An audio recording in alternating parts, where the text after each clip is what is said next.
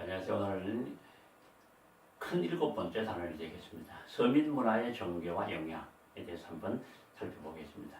그래서 서민문화가 어떻게 발달하게 될까요? 이제 첫 번째로 인물에 되려면 서민들의 의식이 크게 성장하게 됩니다. 지난번에 봉기가 일어나게 되는 것도 서민의식의 성장이라고 볼 수가 있겠고요. 서민들의 의식이 성장함으로 인해 가지고 이들이 바로 문화를 누릴 수 있는 그런 것이 등장하게 됩니다. 조선 후기 농업 생산력이 증가를 하게 되고, 그러면서 이들이 생산력이 증가하게 되니까 교육도 받게 됩니다. 그러다가 상품 화폐 경제 발달로 서민들도 경제력과 사회적인 지위가 점차 높아지게 된 상황이 됩니다. 그래서 양반 중심의 문화 활동과 문화의 폭이 점차 서민까지 확산이 되고, 또 서당 교육의 확대로 서민들도 교육을 받게 됨으로 인해서 의식 수준이 크게 높아지게 됩니다. 이것이 바로 서민의식의 성장하는 배경이라고 볼 수 있겠죠. 그런 중에 바로 서민 문화가 나타나는데, 그 서민 문화 특징은 뭐냐 그러면요, 서민식이 문화의 주체로 성장하게 됩니다. 문의 작품을 창작하고 그 문의 작품을 또 누리는 것도 바로 서민들이 되죠. 옛날에는 서민들이 문예를 창작한다, 이거 절대로 불가능했었죠. 그죠? 그리고 또 작품의 주인공으로 서민들이 등장하게 됩니다. 그리고 또 현실 세계의 모습을 작품에 반영하는 그런 또 문화도 나타나게 되고요. 그 다음에 비판의식, 양반들의 위선과 비리를 폭로하는 그런 의식도 많이 성장하게 되고, 인간 존중과 평등의식이 담긴 여러 가지 많은 또 문화도 많이 만들어지고 그렇게 됩니다. 그러면서 민중의식이 성장해서 민중들이 자신의 현실과 사회의 부조리를 인식하고 문화활동을 통해서 이런 것을 점차 공유하면서 사회가 의식들이 점점 성장하게 되고, 이런 특징을 가지게 되는 것이 바로 서민문화라고 볼 수가 있겠습니다. 자, 그런 중에 바로 대표적으로 나타나게 되는 것이 한글 소설과 사설 시조가 됩니다. 서민문화가 발달하면서 나타나는 대표적인 것이 바로 이것이 되죠. 그죠? 한글 소설은 어떠냐 그러면은 서민 측의 의식을 고양시키게 됩니다. 사회 모순과 양반의 부조를 비판하고 평등의식을 고취하는 거죠. 그래서 서민의 감정과 남녀 간의 애정을 아주 솔직하게 표현한 그런 작품들이 바로 한글 소설들이, 그런 한글 소설이 이 조선 후기에 많이 등장을 하게 됩니다. 대표적인 작품으로 우리가 잘 아는 허균의 홍길동전입니다. 특히 서울을 차별하는 대표적인 그런 내용이죠. 그리고 탐관오리의 폐해를 지적하는 그런 내용도 담고 있습니다. 춘향전, 그리고 잘 알죠. 신분 간의 차별을 극복한 남녀의 사랑을, 이도령이라고 하는 양반집의 딸과 그 다음에 희생집에 따른 춘향 간의 이야기거죠. 그런 것을 표현하고 있고, 그 다음에 잘 아는 심청전, 그 다음에 별주부전, 이런 장화홍련전, 이런 작품들이 조선 후기에 한글 소설로서 등장하게 됩니다. 네, 그 다음에 또 하나가 바로 사설 시조입니다. 지금까지 시조는요, 형식이 너무 지나치게 구애받았습니다. 세자, 내자. 아무리 그냥 감성이 뛰어나다고 하더라도요, 이 글자를 맞추지 못하면은 시조를 만들 수 없었습니다. 그런데 조선 후기가 되면은요, 일정한 형식에 구애받지 않고 자기가 생각하는 대로 그대로 표현하게 되는 사설 시조가 나타나게 됩니다. 서민들의 감정을 사실적으로 묘사해서 서민의 사회적 불만이 드러나게 되는 이런 것들이 바로 이 사설 시조가 됩니다. 생각하는 대로, 느끼는 그대로, 이제는 뭐 형식고요, 세자, 내자 이거 필요 없습니다. 그냥 그대로 그냥 쓰면 되죠. 그래서 서민들의 사회적 불만이 많이 드러났던 것이 바로 이런 사설 시조라고 볼 수가 있습니다. 그래서 조선 후기의 문학에서 대표적으로는 한글 소설과 사설 시조가 등장하게 된다. 그 다음에 또 판소리나 설침이 등장하게 됩니다. 판소리는요, 구체적인 이야기를 우리 창과 사설을 엮는 거, 이거 모르는 사람 없죠? 이런 것이 점차 등장하는데, 중요한 거는 이게 감정 표현이 직접적이고 아주 솔직합니다. 광대가 즉흥적으로 이야기를 여기다가 막 더하거나 빼거나 이렇게 할 수가 있었죠. 그죠? 큰 줄기는 그렇지만, 그죠? 그러면서 관중은 추임새로 어울리면서 바로 그 당시에 많은 서름을 당하던 서민들이 이런 걸 통해가지고 이런 느낄 수가 있었죠. 향촌에서 마을 구색 일부로 또 공연되는 것이 또 탈춤이 되는데, 이런 것도 마찬가지. 판소리나 탈춤을 통해 가지고 바로 농민들이 또 그 당시 서민들이 많은 그런 가슴에 젖드는 그런 응어리 같은 것들, 이런 걸 통해서 그냥 풀 수도 있었고, 그죠? 또 그걸 다른 사람이 이렇게 함으로 인해 가지고 거기서 막 그냥 기쁨도 누릴 수가 있었더랬죠. 그러면서 바로 판소리나 탈춤 같은 것이 민중문화로 크게 정착을 하게 됩니다. 마찬가지 이런 것도 그렇죠. 춤이나 노래, 사설로 구성을 했었고, 장시나 포구 등을 통해서 사람들이 많은 사람을 사는 곳에서, 모이는 곳에서 이런 것을 공연해가지고 조선 후기는 탈춤도 굉장히 많이 연구를 했었죠. 그죠?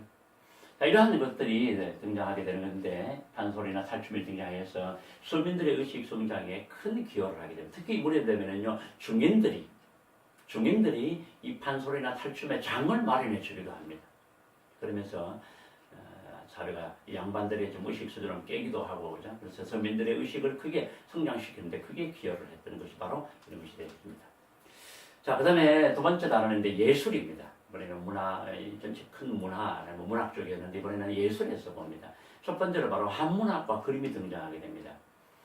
한문학은 실학과 함께 성장하는데 사회 현실을 반영하는 그런 작품들이 많이 하게 됩니다. 바로 박지원의 양반들, 이 사람은 양반들입니다. 그죠? 그리고 허생전, 허진래 있죠. 그래서 위선적인 양반들의 생활을 풍자하는 것이었고, 그 다음에 정약용도 한시를 장작을 해가지고 삼정의 문란을 폭로하는 그런 많은 작품을 만들어주기로 했죠. 이거는 주로 양반들이 했던 것이 되죠. 그 다음에 또 하나는 중인들도 이제는 이런 문학에 참여를 하게 됩니다. 중인들도 시사를 조직하죠. 이 시를 쓰는 사람 단체, 시를 감상하는 사람들 단체라는 뜻입니다. 그래서 시사를 조직해가지고, 이 시사는 옛날에 전부 양반들만 했겠죠. 그죠? 그런데 중인들도 조직을 해가지고, 역대 시인들의 시를 모아서 시집을 출간하기도 하고, 자기들끼리 모여서 시를 만들기도 하고, 이랬던 것이 바로 무렵의 상황이 됩니다. 자, 그 다음에 그림에서 봐보겠습니다. 그림에는 대표 크게 세 가지 특징이 나타나는데, 하나는 진경산수화입니다. 우리나라의 산천을 사실적으로 표현합니다. 있는 그대로. 옛날에 산소가 만들어졌죠. 그래서 산에 가면 나무가 있을 것이다, 산이 있을 것이다. 그 다음에 뭐 시내가 흐를 거다. 뭐 이렇게 그냥 했었는데, 그런데 이때는요, 직접 우리의 산천을 보고 그리는 대표적으로 정선이 금강산의 모습을 보고 금강전도, 비 오는 날의 서울이 있죠. 인왕산의 모습을 보고 그랬다는 인왕죄색도 등이 바로 대표적인 진경산수화가 됩니다. 두 번째는 풍속화입니다. 백성들의 생활 모습을 생동화 있게 표현했던 대표적인 것이 되죠. 우리 잘 아는 김홍도와 신윤복이 바로 여기에 풍속화의 대표적인 화가예요. 김홍도의 그림 잘 알죠? 씨름도, 무동도, 그죠? 소당도, 등등. 그 다음에 또 하나의 그림은 바로 민화가 나타나게 됩니다. 이름이 알려지지 않는 화가들의 그림인데 해, 달, 나무 등의 다양한 소들을 표현하고 특히 민중들의 소원을 기원하는 그런 내용들의 그림이 많이 그려집니다. 그래서 생활 공간을 장식하기 위한 그런 그림들, 십장생이라든지 이런 것들이 많이 그려지기도 했었죠. 자, 그 다음에 기타 서양화 기법이 우리 회화에 점점 반영이 됩니다. 강서왕이라는 사람이 대표적인데요. 여기서 서양화 기법이라고 하는 뭐냐 하면은 주로 그러니까 음양 아니면 원근 이런 것들이 이제 우리나라 그림에 점점 나타나기 시작하게 됩니다. 그리고 장승업도 유명한 사람이죠. 강렬한 필체의 채색을 사용해가지고 아주 뛰어난 그런 화가였습니다. 이 그림에서는 이런 특징이 나타나게 되고요. 그 다음에 건축에서는 경향은 양반들과 분홍층, 그 다음에 상공업 계층의 집안 아래 큰 사원이 많이 세워집니다. 정치적 필요에 따라서 대부분 또 건축물도 걸리게 되는데요. 그 대표적인 것이 17세기 되면 규모가 큰 다층 사원 건축이 등장합니다. 대표적으로 김제 금산사의 미륵전이요. 아주 규모가 크죠.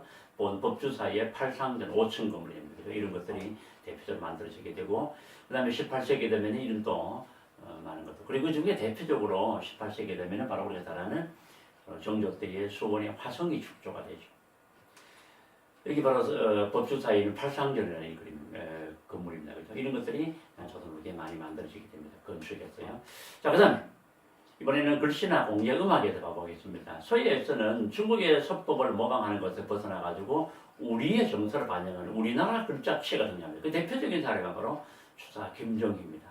여러 서체를 중국의 왕이지체라든가 고양순체라든가 이런 여러 체를 연구를 해가지고 자기의 독자적인 그런 서체를 마련하게 됩니다. 그걸로 바로 우리가 추사체라고 하게 되죠. 그죠?